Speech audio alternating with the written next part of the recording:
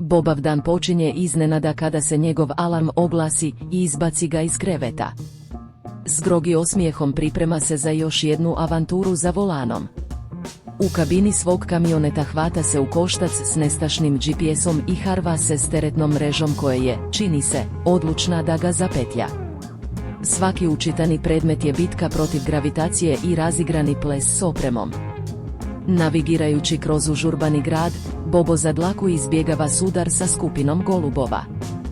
Gradska vožnja, razmišlja on, je poput rješavanja zagonetke u kojoj se neočekivani elementi, poput golubova, pridružuju radi zabave. Na stanici u boksu, Bobo nailazi na čudna iznenađenja, poput vrata kupaonice koje se neočekivano otvaraju, dodajući komični obrat njegovoj pauzi.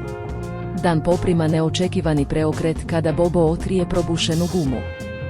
Komično se bori s tvrdoglavom dizalicom za koju se čini da ima svoj vlastiti proklizavajući i klizeći dok pokušava promijeniti gumu.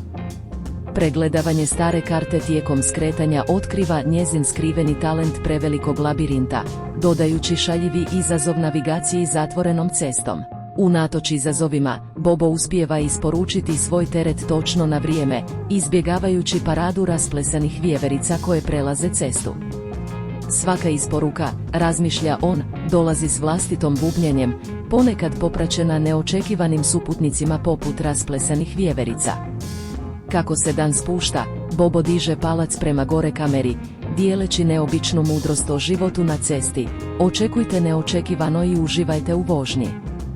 S osmijehom se odveze u zalazak sunca, mašući skupini životinja s farme koje vesele, znajući da cesta ispred njega krije bezbroj priča koje tek treba ispričati.